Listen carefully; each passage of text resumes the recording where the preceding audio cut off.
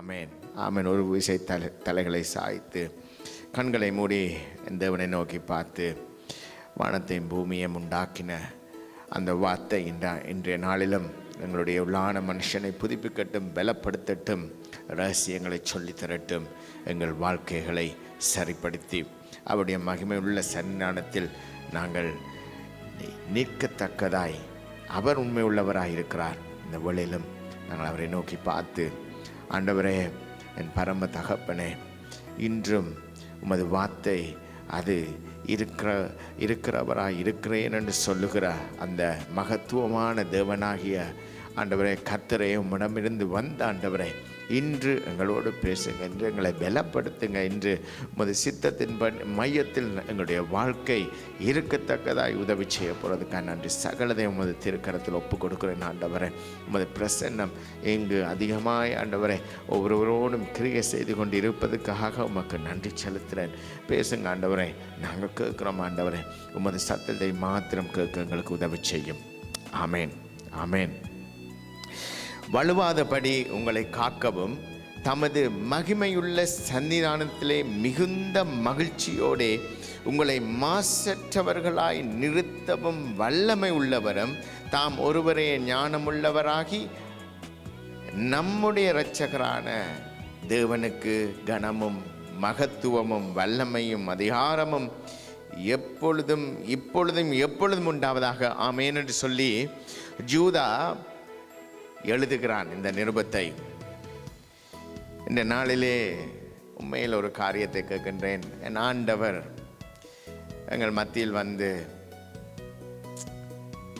பரலோகத்துக்கு எங்களை கொண்டு செல்ல எங்களுடைய கரங்களை நீட்டுவார் என்று சொன்னால், நாங்கள் எத்தனை பேர் மிகுந்த மகிழ்ச்சியோடே, எத்தனை பேர் நாங்கள் மாசற்றவர்களாய் அவரை முகத்தை பார்த்து ஆண்டவரே என்று சொல்லி நாங்கள் கூப்பிடத்தக்கவர்களாக இருப்போம்.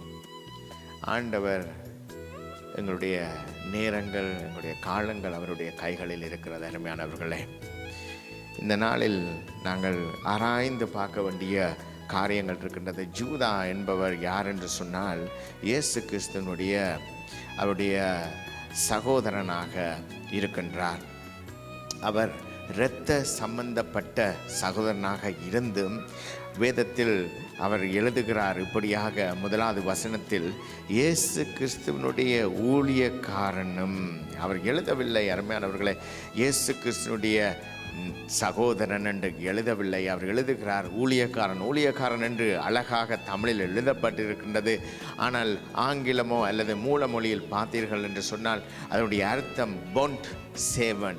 அந்த அதே வார்த்தையை தான் பிலிப்பியருக்கு எழுதின நிருபத்தில் அப்போஸ்தலர் பவுலானவர் எழுதுகிறார், அடிமையின் கோலம் கொண்டு என்று சொல்லி. அடிமை என்று சொன்னால் அடிமைகளிலும் அடிமையானவர்கள், அதாவது மிகுந்த அந்த அடிமை ரேங்கிங்கில் பார்த்தீர்கள் என்று சொன்னால் அவர்களால் மிகுந்த ஒரு அந்த அடிமட்டத்தில் இருக்கக்கூடிய அடிமையானவர்கள். எத்தனையோ விதமான அடிமைகள் அந்த காலத்தில் இருந்தார்கள்.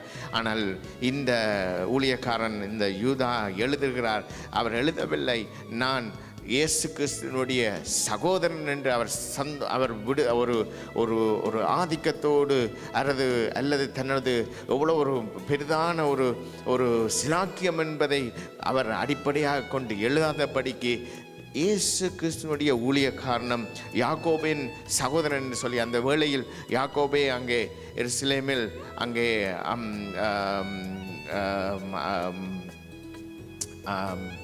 அங்கே ஊழியம் செய்கிறவர் பிரதான ஊழியக்காரனாக இருக்கின்றார்.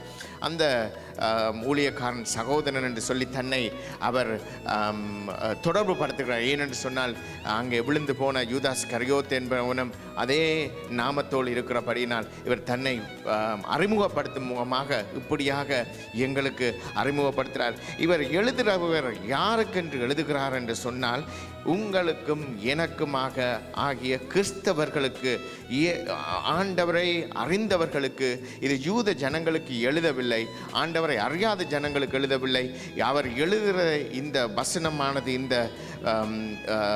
இந்த நிருபம் யாருக்கு எழுதினார் என்று சொன்னால், இந்த கடிதமானது எங்களுக்கு, எங்களை போன்றவர்கள் எப்படியாக இயேசு கிறிஸ்துவுக்குள் நாங்கள் வாழ வேண்டும் என்று சொல்லி, இப்படியாக அவருடைய முதலாவது வசனம் சொல்லுகிறது, இயேசு கிறிஸ்துவனுடைய ஊழியக்காரனும் யாக்கோபினுடைய சகோதரனும் ஆகிய யூதா, பிதாவாகிய தேவனால் பரிசுத்தமாக்கப்பட்டவர்கள். எங்களுடைய முதலாவதான அந்த குவாலிட்டி, அந்த எங்களுக்கு கொடுக்கப்படுகிற ஒரு மகிமையான ஒரு காரியம் என்னவென்று சொன்னால், பிதாவாகிய தேவனாலே நாங்கள் பரிசுத்தமாக்கப்பட்டவர்களாக வாழ்கிறோம். எவ்வளவு பெரிதான ஒரு சிலாக்கியம்! அவர் சொல்லுகிறார், நீங்கள் ஒவ்வொருவரும் ஆண்டவருடைய பரிசுத்த இரத்தத்தினாலே மீட்கப்பட்டு, கழுவப்பட்டு, பரிசுத்தமாக்கப்பட்டு நீங்கள் வாழ்கிறவர்களாக இருக்கிறீர்கள். அது மாத்திரமல்ல, அடுத்த அந்த வசனத்தில் சொல்லப்படுகிற இயேசு கிறிஸ்துவினாலே காக்கப்பட்டவர்களுமாகிய அழைக்கப்பட்டவர்களுக்கு எழுதப்படுகிறது. அருமையானவர்களே, எத்தனை தடவை நாங்கள் சோர்ந்து போய்,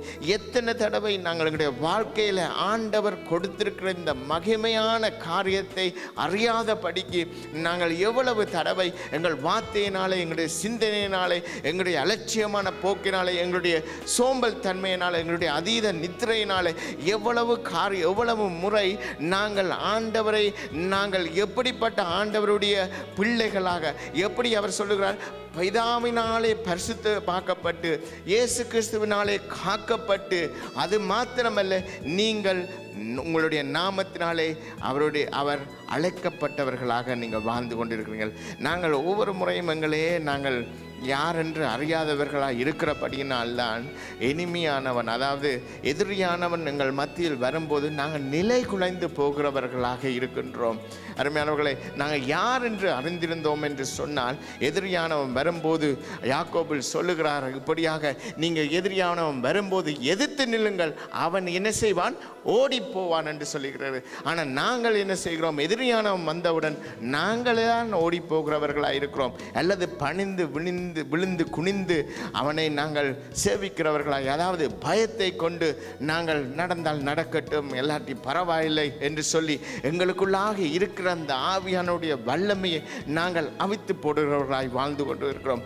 ஆனால் அருமையானவர்களை, இன்று நான் சொல்லுகிறேன், எங்களை ஆண்டவர் பேர் சொல்லி அழைத்த தேவன் எப்படியாக இருக்கிறார் என்று சொன்னால், எங்களை பரிசுத்தமாக்கி இயேசு கிறிஸ்துவினாலே எங்களை காத்து கொண்டு வருகிறார்கள். ஆம், இந்த பொம்ஸ் கேஸ், இந்த எத்தனையோ பயங்கரமான காரியங்கள் கேள்விப்படுகிறோம்.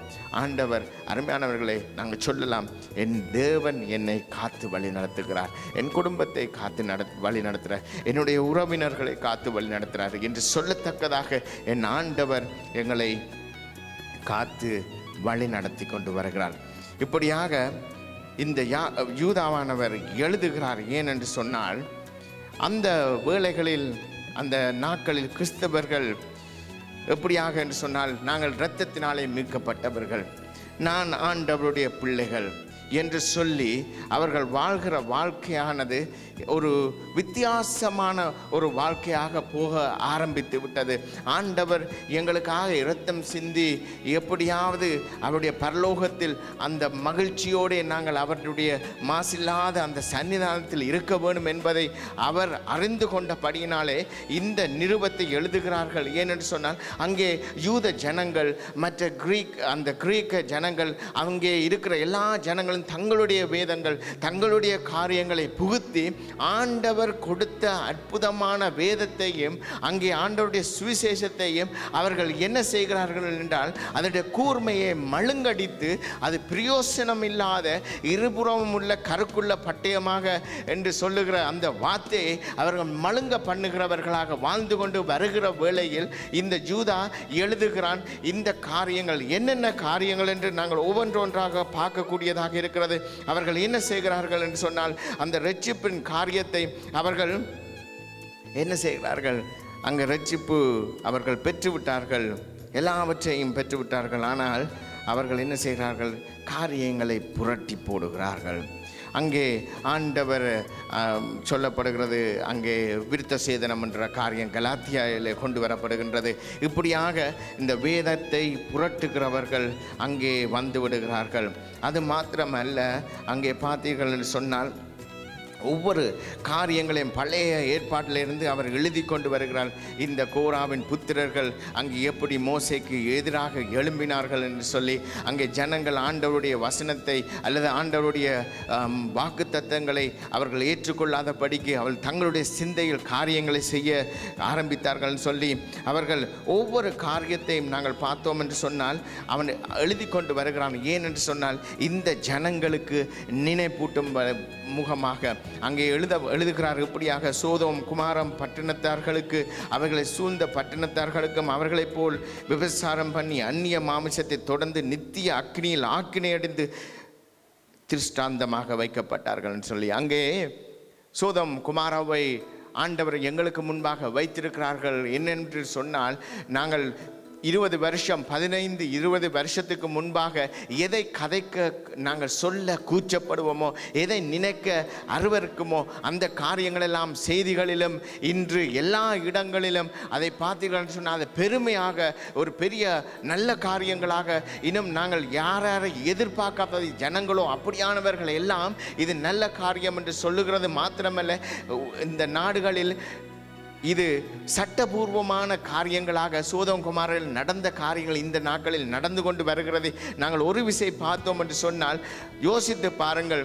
இந்த வேதம் எங்களுக்கு எழுதி இருக்கிறது, சொல்லி இருக்கிறது. அது அக்னிக்கு, அது கந்தகத்துக்கு அந்த சோதோமும் குமாரமும் கொடுக்கப்பட்டதாக இருக்கும் என்று சொன்னால், அது இன்றைய நாளிலும் ஆராய்ச்சி செய்து அங்கு அது ஒன்றுக்குமே பிரயோசனம் இல்லாத ஒரு வனாந்தரமாக இருக்கிறதாம் என்று சொல்லி அந்த சவக்கடலுக்கு அருகாமை அந்த சோதோம் குமாரம் இருந்தது என்று சொல்லி அவர்கள் சொல்லுகிறார்கள் இந்த வரலாற்று ஆசிரியர்கள். ஆனால் யோசித்து பாருங்கள், இதை அறிந்தும் இந்த ஜனங்கள், இந்த மேற்கத்திய ஜனங்கள், இந்த உலகத்தில் இருக்கிற ஜனங்கள் எதை அருவருப்பு என்று ஆண்டவர் அழித்து போட்டு விட்டாரோ அதையே இந்த நாட்களில் இது நல்லது, இது பெருமையான காரியம் என்று சொல்லுகிற அளவுக்கு இந்த உலகம் மாறிக்கொண்டிருக்கிறது. அருமையானவர்களே, எங்களை சுற்றி அவ்வளவாக இந்த உலகம் மாறிக்கொண்டிருக்கிறது. ஆனால் வசனம் சொல்லுகிறது இவைகள் எல்லாம் திருஷ்டாந்தமாக எங்களுக்கு வைக்கப்பட்டிருக்கிறது. ஏனென்றால் இதன் மூலமாக நாங்கள் எங்களுடைய வாழ்க்கையை சரிப்படுத்தி கொள்ளுகிறதுக்கு. இந்த நாட்களிலும் ஆண்டவர் ஒரு காரியத்தை என்னோடு நான் யோசித்த போது ஒரு சில காரியங்களை பார்த்தோம். அங்கே பிலேயாமை பார்த்தோம் என்று சொன்னால், அவன் என்ன செய்கிறான்? அவன் ஆண்டவருடைய வல்லவரையும் அந்த மகிமை உள்ள கர்த்தரையும் அறிந்திருந்தான். ஆனால் என்ன செய்கிறான்? கூலிக்காக போய் வஞ்சனை செய்கிறான். இந்த நாட்களிலும் கிறிஸ்தவர்கள் தங்களுடைய பண தேவைகளுக்காண்டி, தங்களுடைய தேவைகளுக்காண்டி அவர்கள் வழி விலகுகிறதை நாங்கள் பார்க்கக்கூடியதாக இருக்கிறது.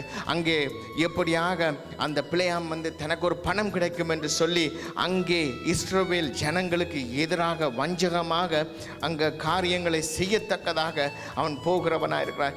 இன்றும் கிறிஸ்தவர்கள், எத்தனை கிறிஸ்தவர்கள் இந்நாட்களில் ஆண்டவருக்கென்று உண்மையாக உத்தமமாக அவருடைய பரிசுத்த சன்னிதானத்திலே, அந்த மாசில்லாத சன்னிதானத்திலே அங்கே வலுவாமல் காக்க உண்மை உள்ளவருடைய சன்னிதானத்திலே நாங்கள் மகிழ்ச்சியோடு அங்கே சேரக்கூடியவர்களாக இங்கே இருக்கிறோம். நாங்கள் கிறிஸ்தவருக்கு வாழ்க்கைக்குள்ளாக வந்து விட்டோம் என்று சொன்னால் அது ஒரு வாழ்க்கை அல்ல. நாங்கள் எப்படியும் வாழ்ந்து விட்டு போகலாம், என்ன மாதிரியும் வாழ்ந்து விட்டு போகலாம். ஆனால் முடிவில் நாங்கள் ஜெயித்தவர்களாக, நாங்கள் பரலோகத்தில் இருப்பவர்களாக நாங்கள் வாழ்வோம் என்று சொன்னால், அங்கே எப்படியாக எழுதியிருக்கிறது என்று சொன்னால் வசனத்தில் சொப்பனக்காரர்களாக வாழ்பவர்களாக இருப்போம். பயங்கரமான காரியங்கள். யூதாவின் இந்த புத்தகத்தை ஒவ்வொரு வசனங்களிலும் எவ்வளவு காரியம், நான் ஒரு குறிப்பிட்ட காரியங்களை மட்டும் நான் உங்களோடு பேச விரும்பினபடியினாலே நான் உங்களோடு இந்த காரியங்கள் ஒரு எச்சரிக்கையாக, இது கடைசி காலத்தில் நாங்கள் வாழ்ந்து கொண்டு வருகிறோம். ஒரு சில காரியங்கள், சோதோம் குமாரவை கந்தகத்துக்கும் எரிகின்ற நெருப்புக்கும் ஆண்டவர் ஒப்பு கொடுத்து அங்கே திருஷ்டாந்தமாய் எங்களுடைய வாழ்க்கையை நாங்கள் பார்த்து உணர்ந்து பயத்தோடு நடக்கத்தக்கதாய் ஆண்டவர் வைத்திருப்பார் என்று சொன்னால், எத்தனை காரியங்கள் இலைமறை காய்களாக இருந்து ஆண்டவருடைய வசனத்தை மழுங்கடித்து எல்லாம் சரியாக போல அங்கே வேஷம் தெரித்து ஜனங்களை வஞ்சித்து கொண்டிருக்கிற காலமாக இந்த காலம் இருக்கிற. அருமையானவர்களே, இந்த காலத்தில் ஆண்டவர் சொல்லுகிறது அவருடைய வசனம், அவருடைய சித்தம் நாங்கள் செய்கிறவர்களாகி மாற வேணும். மாறும்போதே நாங்கள் கடைசியில் மகிழ்ச்சியோடு அவருடைய பரிசுத்த சன்னிதானத்தில் நாங்கள் நுழையக்கூடியவர்களாக இருப்பார்கள். இந்த இஸ்ரவேல் ஜனங்கள் ஆண்டவருடைய பிள்ளைகளாக, ஆண்டவருடைய புத்திரர் என்று சொல்லத்தக்கதாக பிரித்தெடுக்கப்பட்டு அங்கே கொண்டு வந்து வாக்குத்தத்தம் பண்ணின அந்த பூமியில் வைத்திருந்த போதும் அவர்கள் ஆண்டவருக்கு விரோதமாகவே காரியங்களை செய்தவர்களாக நாங்கள் பார்க்கக்கூடியதாக இருக்கிறது. அங்கே யோசுவாவில் நாங்கள் பார்த்தோம், யோசேப்பு அங்கே ஜோசுவா மரித்த பின்பு அங்கே சொல்லப்படுகிறது, அவர்களோடு வந்தவர்கள் எல்லோரும் மரித்த போது ஆண்டவரை அறியாத இன்னும் ஒரு ஜாதி, இன்னும் ஒரு கூட்டம் அங்கே உருவாகினது என்று சொல்லி நியாயாதிபதிகளில் எழுதப்பட்டிருக்கிறது அருமையானவர்களே. ஆனால் அங்கே யோசுவா யோர்தான் நதியை கடந்து வந்தபோது அவன் செய்கிற காரியம் 12 கற்களை வைத்து இதை ஞாபகமாக எப்பொழுதும் வைத்திருக்கத்தக்கதாய் ஆண்டவர் செய்த ஒவ்வொரு காரியங்களையும் தங்களுடைய பிள்ளைகளுக்கு சொல்லத்தக்கதாய் இருக்க வேண்டும் என்று சொல்லி அங்கே செய்கிறான் அந்த காரியத்தை. ஆனால் இங்கே வசனம் நியாயாதிபதிகளில் பார்த்தோம் என்று சொன்னால் அவன் மரித்த பின்பு, அவனோடு வந்த ஜனங்கள் மரித்த பின்பு ஆண்டவரை அறியாத ஜனங்கள் ஒன்று எழும்பிட்டது என்று சொல்லி, உருவாகிட்டது என்று சொல்லி அங்கே சொல்லப்படுகிறது. இதே போலதான் இன்றைய நாளிலும் கிறிஸ்தவர்களுடைய வாழ்க்கையானது நான் எப்படியும் வாழ்ந்து விட்டு போகலாம். என்னுடைய இப்போ பார்த்தீர்கள் என்று சொன்னால் ஹைப்பர் கிரேஸ், ப்ராஸ்பெரிட்டி தியரி, இப்படியாக எல்லா விதமான காரியங்களும் வந்து ஆண்டவருடைய வசனத்தை அவர்கள் அங்கும் இங்குமாக கொண்டு வந்து ஜனங்களை மாயினால் வஞ்சனையால் அவருடைய மகிமை உள்ள சன்னிதானத்தில் நுழையாத படிக்கு அங்கே வஞ்சித்து கொண்டு போகிற ஜனங்கள் அதிகமாக இருக்கின்றது.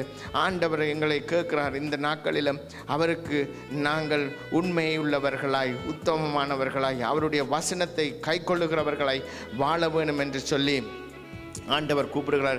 பார்த்தீர்கள் சொன்னால் 18வது வசனத்தில், கடைசி காலத்திலே தங்கள் தூண்மாக்கமான இச்சைகளின்படி நடக்கிற பரியாசக்காரர்கள் தோன்றுவார்கள் என்று உங்களுக்கு சொன்னார்களே, இவர்கள் பிரிந்து போகிறவர்களும் ஜென்ம சுபாவத்தவரும் ஆவி இல்லாதவர்களுமானவே, நீங்களோ பிரியமானவர்கள் உங்கள் மகா பரிசுத்தமான விசுவாசத்தின் மேல் உங்களை உறுதிப்படுத்தி கொண்டு பரிசுத்த ஆவிக்குள்ளாக ஜெபம் பண்ணி தேவனுடைய அன்பிலே உங்களை பாதுகாத்து கொள்ளுங்கள்னு சொல்லி, எவ்வளவு இந்த 2000 வருஷங்களுக்கு முன்பாக எழுதப்பட்ட வசனம் இன்றும் எங்கள் மத்தியிலே அது அற்புதமாய் கிரியை செய்து கொண்டிருக்கின்றதை நாங்கள் பார்க்கக்கூடியவர்கள்.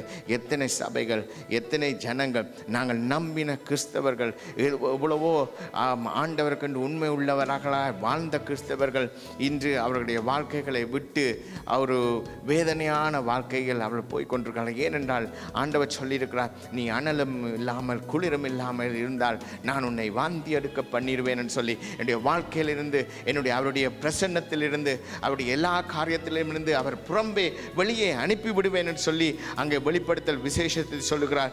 ஒரு மனுஷனை நான் பார்க்க விரும்புகிறேன், இந்த அனலும் இல்லாமல் குளிரும் இல்லாமல் வாழ்ந்த ஒரு மனுஷனை பற்றி நாங்கள் வாசிக்க போகிறோம். ஏனென்றால் இந்த மாசில்லாத அந்த அற்புதமான அவருடைய சன்னிதானத்தில் நாங்கள் மகிழ்ச்சியோடு நுழைய வேண்டியவர்களாய், அமர வேண்டியவர்களாய், இருக்க வேண்டியவர்களாக ஆண்டவர் எங்களை அழைத்திருக்கிற அருமையானவர்களே. ஆனால் எங்களுடைய வாழ்க்கையிலே நாங்கள் இந்த காரியங்கள், எங்களுடைய வாழ்க்கையில் சில காரியங்களை நாங்கள் சரிப்படுத்த வேண்டியவர்களாக இருக்கின்றோம். ஏனென்றால் ஆண்டவர் ஒரு கிறிஸ்தவன் அவன் எப்படியும் வாழ்ந்துவிட்டு அவருடைய பரிசுத்த சன்னிதானத்திற்குள்ளாக போகலாம் என்று சொன்னால், அருமையானவர்களே, எத்தனையோ ஜனங்கள், ஆண்டவரை அறியாத ஜனங்கள் வாழ்ந்து கொண்டிருக்கிறார்கள். அவர்கள் நல்லவர்களாய் வாழ்ந்து கொண்டிருக்கிறார்கள். அவர்கள் ஆண்டவருக்கு பிரியமுள்ள காரியங்களை செய்து கொண்டிருக்கிறார்கள். ஆனால் இயேசு கிறிஸ்துவானவர் இந்த உலகத்தில் வாழ்ந்தபோது அவர் சொன்னார், நானே வழியும் சத்தியமும் ஜீவனுமாய் இருக்கிறேன். அவருடைய இரத்தம் மாத்திரம் இல்லாவிட்டால் எங்கள் மேலே, அவருடைய இரத்தம் மாத்திரம் எங்களை கழுவாவிட்டால் நாங்கள் அவருடைய பரிசுத்த சன்னிதானத்துக்குள் நுழைய முடியாது. அருமையானவர்களே, அந்த நுழைய முடியும் என்று சொன்னாலும் இந்த வாழ்க்கையானது, கிறிஸ்தவ வாழ்க்கையானது எப்படி என்று சொன்னால், நாங்கள் கைகோத்து நடக்கிற வாழ்க்கை, இயேசு கிறிஸ்துவோடு நடக்கிற வாழ்க்கை. இட்ஸ் நாட் லைக் நாங்கள் ஆண்டவரை பார்த்துவிட்டு ஆண்டவரே என்று சொல்லி நல்லவர் வல்லவர் என்று எல்லாம் சொல்லிவிட்டு நாங்கள் கடந்து போகிற வாழ்க்கை இல்லை. ஆண்டவர் சொல்லுகிறார், ஆவியானவர் அங்கே ஏசாயில் எழுதி வைத்திருக்க, நானும் பிதாவும் வந்து உங்களுக்குள்ளாக வாசம் செய்வோம் என்று சொல்லியிருக்கிறார். அப்படியாக எங்களுடைய வாழ்க்கை ஒரு புதிய வாழ்க்கையாக மாறுகிறது. அவர் சொல்லுகிறார் முழு பலத்தோடும் முழு பலத்தோடும் என்று சொல்லியிருக்கிறார். அங்கே ஹாஃப் இல்லை, அங்கே ஒரு குவார்ட்டர் இல்லை, அங்கே 99% இல்லை. முழு பலத்தோடு முழு ஆவியோடு முழு இருதயத்தோடு என்று ஆண்டவர் அங்கே சொல்லியிருக்கிறார். ஒரு ராஜாவை பார்ப்போம். 2 நாளாகமம் 25வது அதிகாரத்தில்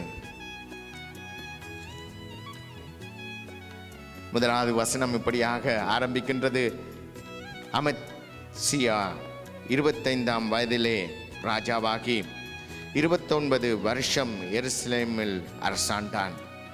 எருசலேம் நகரத்தாளாகிய அவனுடைய தாயின் பேர் ஜோபதானாள். இந்த அரசன்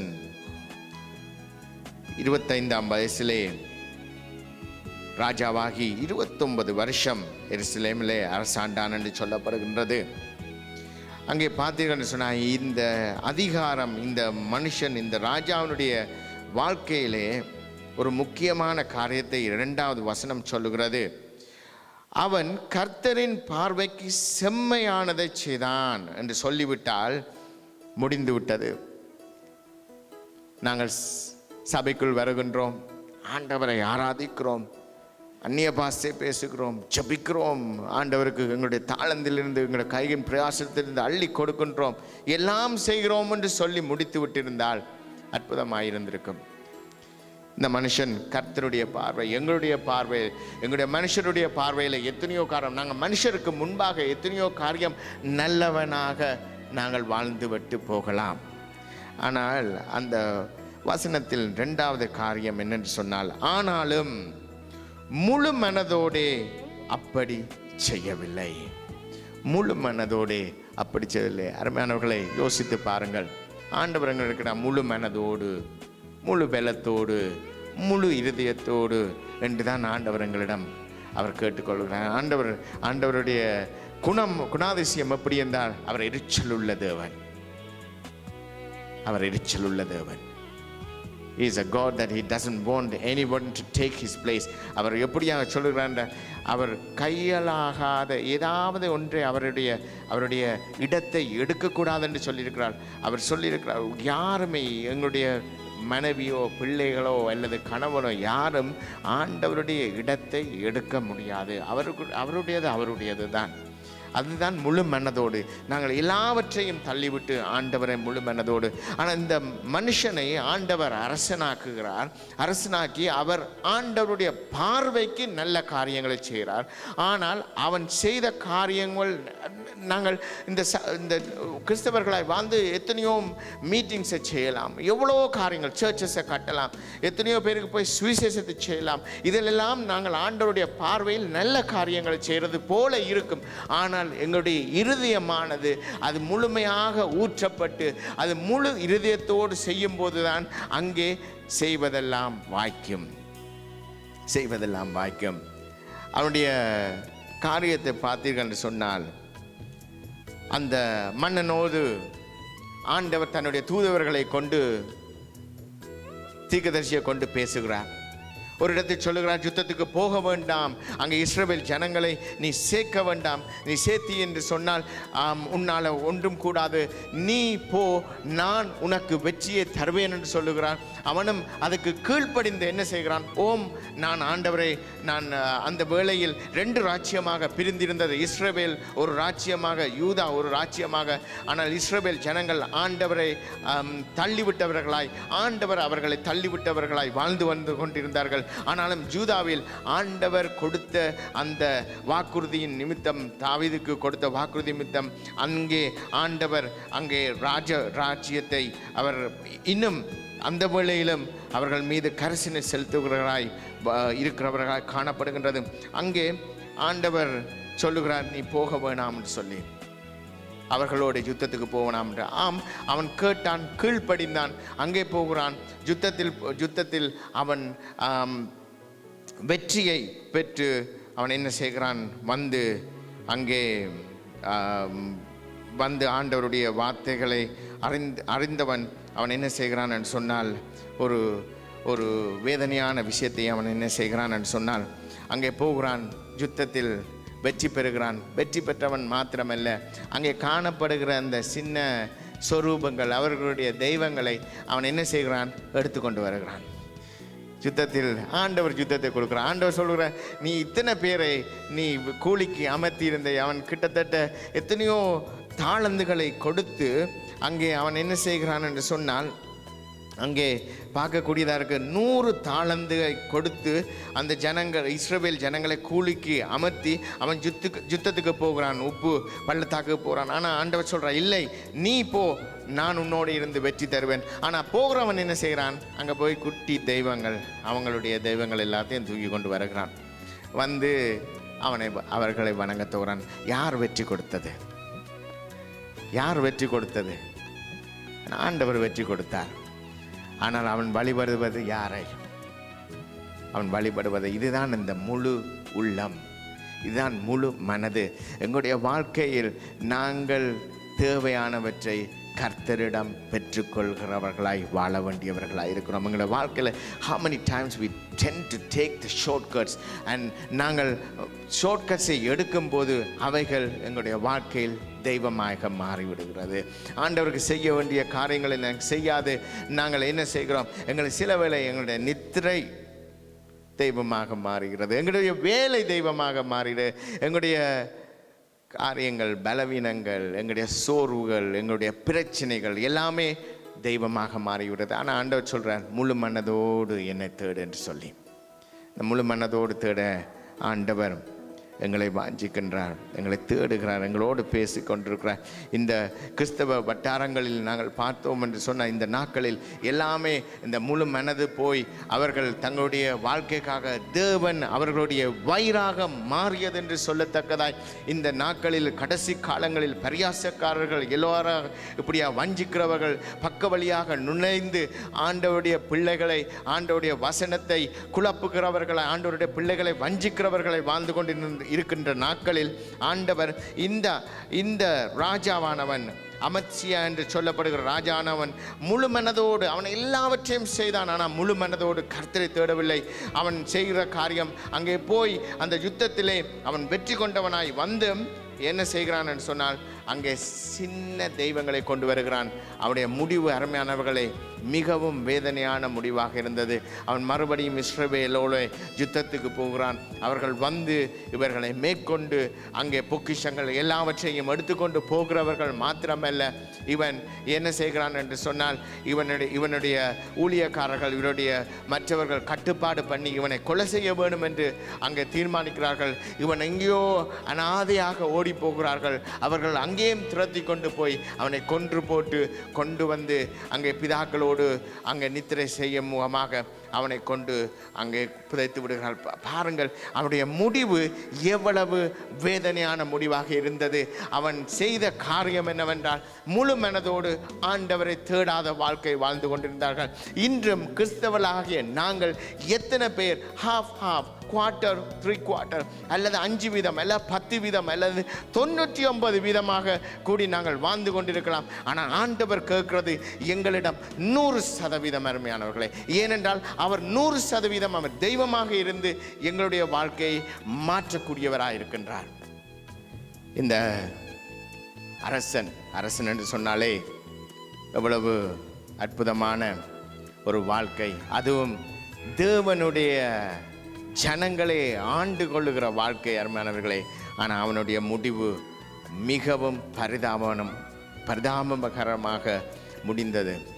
நாட்களிலும் நாங்கள் இயேசு கிறிஸ்துவினுடைய இரத்தத்தினாலே மீட்கப்பட்டவர்களாய், அவருடைய பிள்ளைகளாய் நாங்கள் வாழ ஆண்டவர் எங்களை பிரித்தெடுத்து கொண்டிருக்கிறார்.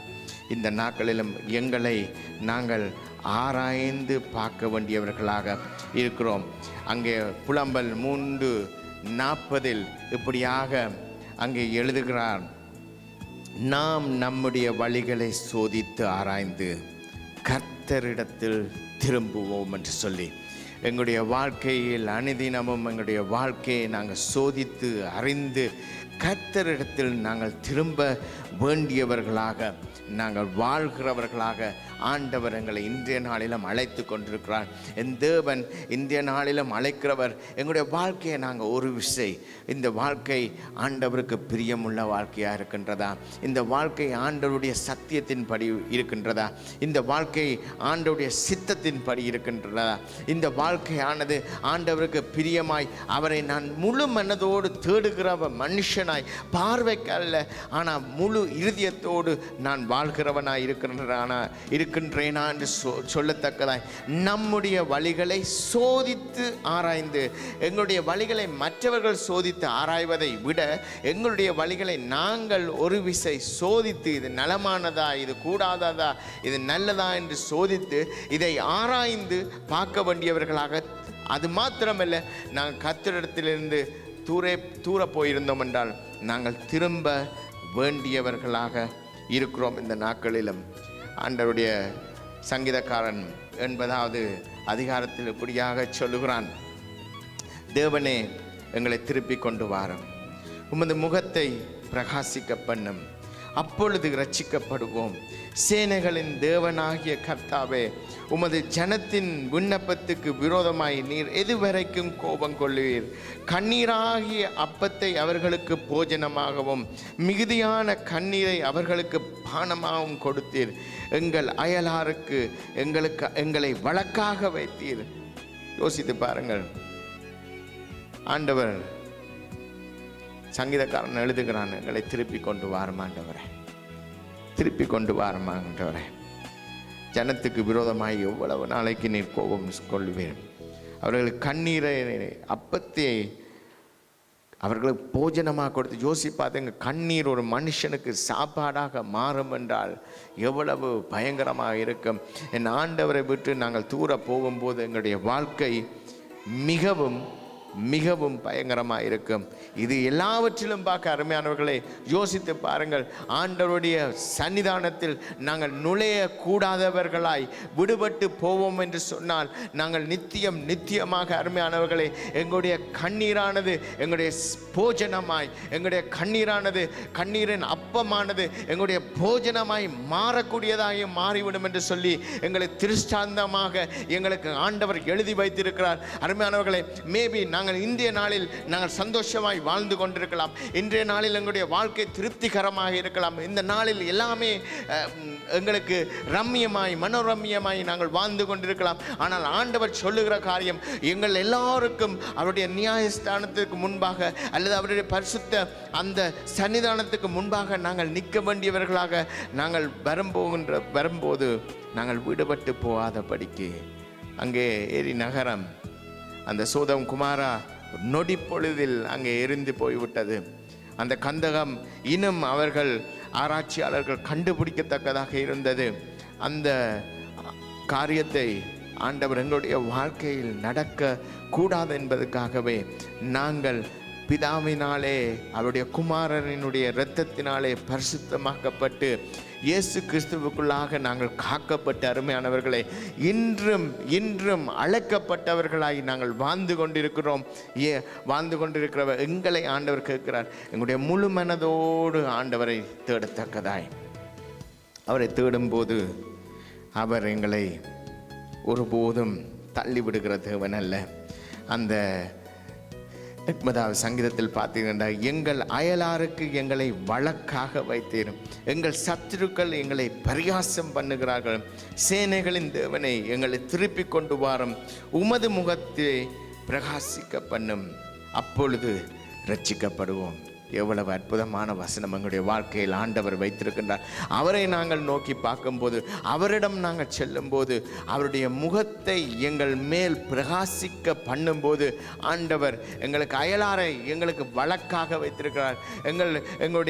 எங்களுடைய வாழ்க்கையை ஆண்டவர் எவ்வளவாக அனுமதிக்கிறார் காரியங்களுக்குள்ளாக. ஏனென்று சொன்னால், அந்த கடைசி முடிவில் நாங்கள் அவருடைய மாசில்லாத சன்னிதானத்தில், அந்த மகிமையான சன்னிதானத்தில் மாசற்றவர்களாக, அம்மகிமை உள்ள சன்னிதானத்தில் நாங்கள் மகிழ்ச்சியோடு அவருடைய சன்னிதானத்தில் நிற்கத்தக்கதாக இன்றைய நாளில் அருமையானவர்களை, maybe might be feeling fantastic right now, we may having a fantastic lifestyle, எல்லாமே சரியாக போகிறது போல இருக்கும். ஆனால் முடிவு அந்த அமத்சியா மன்னனை போல அருமையானவர்களே, அவன் துரத்தப்பட்டு போய் அவன் தன்னுடைய அரண்மனை, தன்னுடைய ராஜரீகம் எல்லாவற்றையும் இழந்து பயந்து அங்கே ஒரு ஓடி போகிறவனாய் ஓடி போகும்போது கூடி அங்கே தொடர்ந்து அவர்கள் அவனை கொன்று போடுகிறார்கள் என்று சொல்லி வசனம் சொல்லுகிறது.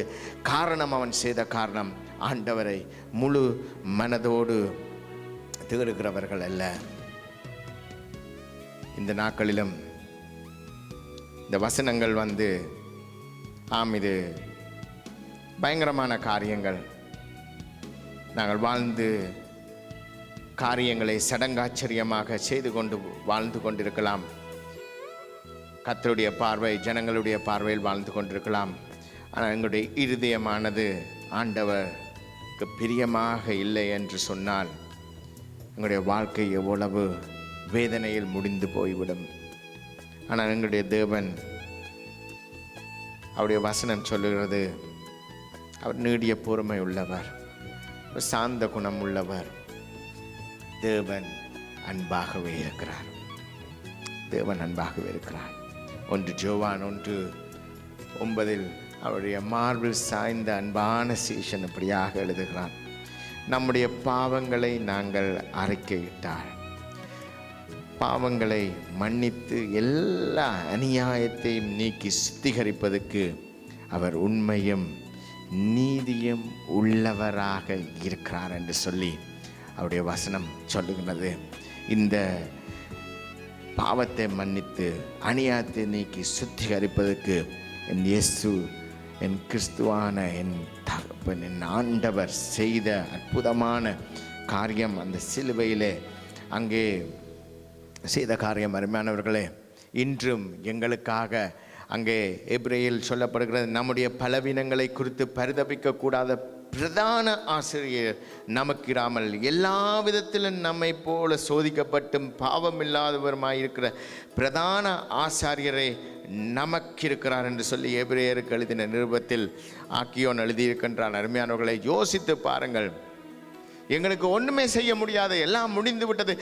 நாங்கள் வாழ்க்கையை பார்த்தோம் என்று சொன்னால் எல்லாம் சேரும் சகதியுமாய் நாங்கள் எங்களை யார் கழுவுவார், எங்களை யார் விடுதலை செய்வார்கள், இந்த பாவத்திலிருந்து யார் மன்னிக்க முடியும்? எனக்கு முழு இருதயத்தோடு ஆண்டவரை தேட வாஞ்சியாக இருக்கிறது, ஆனால் என்னால் முடியவில்லை, என்ன செய்ய முடியும் என்று நாங்கள் ஒரு விஷயம் நாங்கள் சிந்தித்து பார்க்கும்போது ஆண்டவர் சொல்கிறார், நீ என்னிடம் வா, நீ என்னிடம் வா, என்னை நோக்கி வா, என்னை நோக்கி பார், என்னை முழு மனதோடு என்னை தேடு என்று சொல்லுகிற ஆண்டவர் அவர் சொல்றார், நான் உங்களுக்கு பிரதான ஆசாரியராய் இருக்கிறேன் என்று சொல்லி. இந்த பழைய ஏற்பாட்டின் படி இருக்கிற பிரதான ஆசாரியரை போல இல்லை. அருமையானவர்களே, அந்த ஆசாரியரை அவர் ஒரு வருஷத்துக்கு ஒரு தடவை அங்கே ஆலயத்துக்கு போவார். ஆலயத்துக்கு போய் ஆண்டவருக்கு போய் அந்த காரியங்களை பலிகளை செலுத்துவதற்கு அங்கே மன்னாவை வைப்பதற்கு எல்லாம் அவர்கள் என்ன செய்வார்கள் என்று சொன்னால், ஒரு குறிப்பிட்ட நாட்கள், கிட்டத்தட்ட ஒரு 5 தொடக்கம் 7 நாட்கள் அவரை என்ன செய்வார்கள், ஒரு இடத்தில், தனிப்பட்ட இடத்தில் கொண்டு வைத்திருப்பார்கள். அவரை யாரோடும் பழக விட மாட்டார்கள்.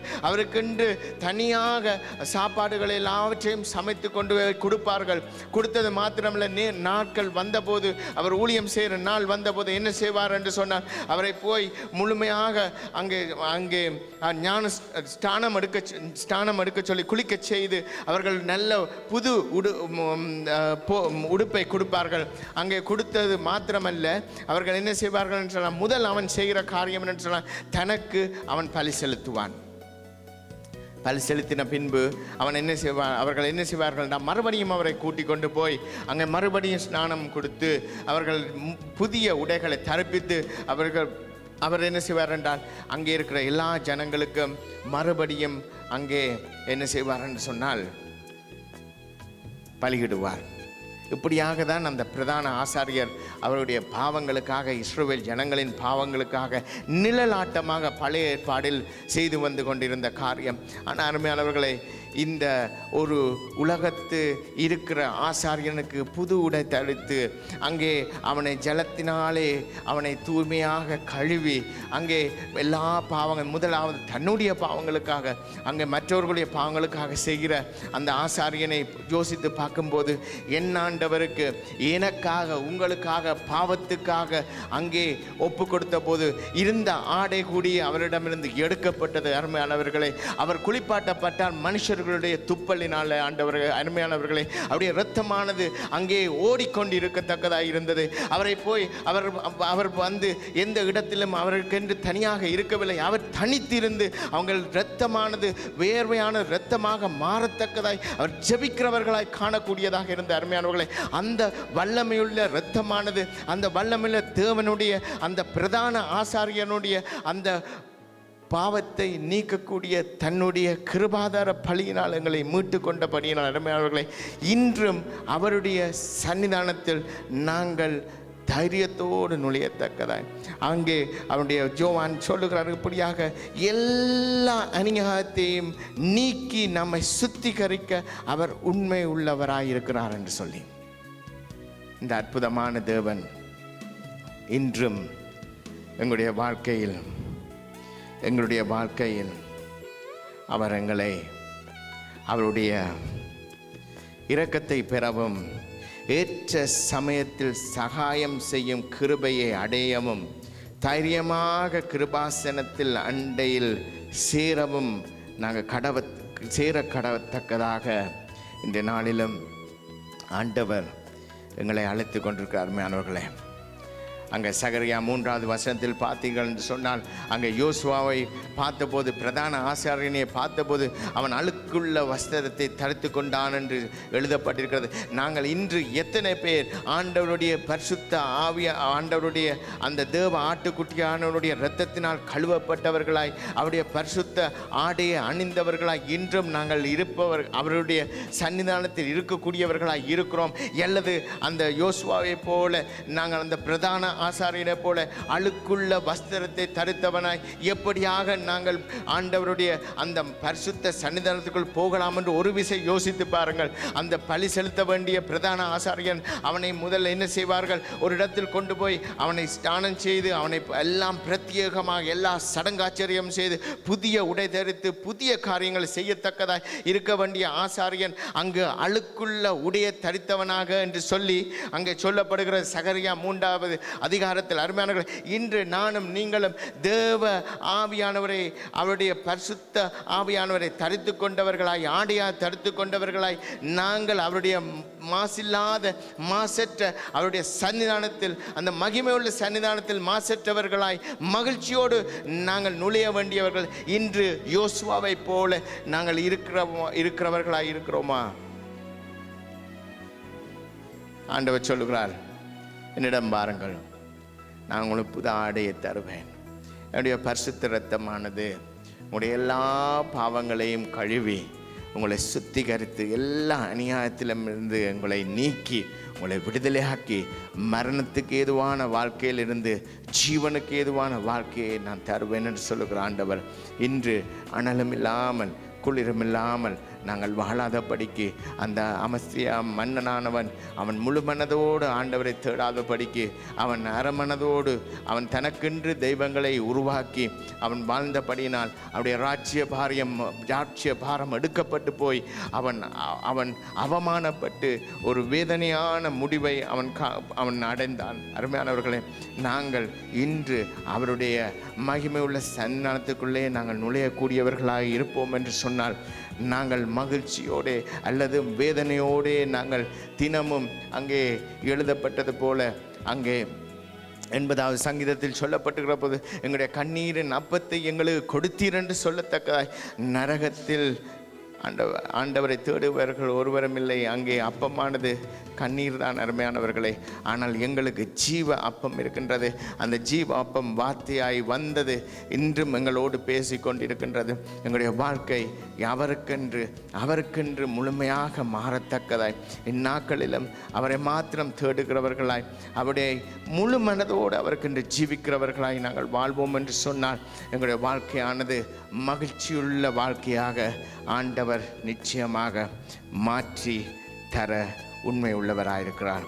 அவரை எங்களை கேட்டுக்கொண்டிருக்கிற ஒரே ஒரு காரியம், என்னிடம் திரும்பி வந்து சேர், என் முகத்தை உன்மேல் பிரகாசிக்க பண்ணுவேன் என்று சொல்லுகிற ஆண்டவர் எல்லா பாவத்தையும் அவர் கழுவி நீக்கி ஆண்டவர் அன்பாகவே இருக்கிறபடினால் அந்த ஆண்டவர் எங்களை இந்நாட்களிலும் அழைத்து கொண்டிருக்கின்றார். அவருடைய பரிசுத்த சந்தனையில் அவர் கிருபாசன தண்டையில் நாங்கள் தைரியத்தோடு போய் சேரத்தக்கதாய் அருமானவர்களே, நாங்கள் இந்நாட்களில் எங்களுடைய வாழ்க்கையை அங்கே புலம்பல் 3:40 சொல்லுகிறது போல நம்முடைய வழிகளை நாங்கள் சோதித்து அறிந்து கர்த்தரிடத்தில் திரும்ப பண்ணுவோம். நாங்கள் எங்களுடைய வாழ்க்கையை நாங்கள் கர்த்தரிடத்தில் திரும்புவோம் என்று சொன்னால் எங்களுக்கு மகிழ்ச்சியும் சந்தோஷமும், அவர் எல்லாருடைய கண்ணீரையும் துடைப்பார் என்று சொல்லி புதிய காரியத்தை செய்கிறேன் என்று சொல்லுகிற தகப்பன் எங்களுடைய வாழ்க்கையில் புதிய காரியத்தை, கண்ணீரை துடைத்து எங்கள் கரம் பிடித்து நடத்தி எங்கள் பாவங்களுக்காக, எங்களுடைய வேதனைகளுக்காக, பழைய காரியங்களுக்காக அவர் வந்து எங்களுடைய எல்லாவற்றையும் இந்த காரியங்களை எங்களுடைய வாழ்க்கையிலிருந்து முழுமையாக நீக்கி போட்டு எங்களுக்கென்று ஒரு புதிய வானம், புதிய பூமியை தர அவர் ஆயத்தமாயிருக்கின்றார். நாட்களிலும் என் ஆண்டவர் அவருடைய வார்த்தையின்படி எங்களை முழு மனதோடு அவருக்கென்று ஒப்பு கொடுப்போம். எங்களுடைய தேவைகள், எங்களுடைய எண்ணங்கள், எங்களுடைய செயல்கள் பார்வைக்காக மாத்திரம் இல்லாதபடிக்கு எங்களுடைய இருதயமானது அவரை தேடுவதற்காக நாங்கள் வாழும்போது நிச்சயமாக எங்களுடைய வாழ்க்கை முடிவானது நல்ல ஜெயமான ஆரம்பமாக இருக்கும். கர்த்தருக்கு மகிமை உண்டாதாக. ஆமேன், ஆமேன், ஆமேன்.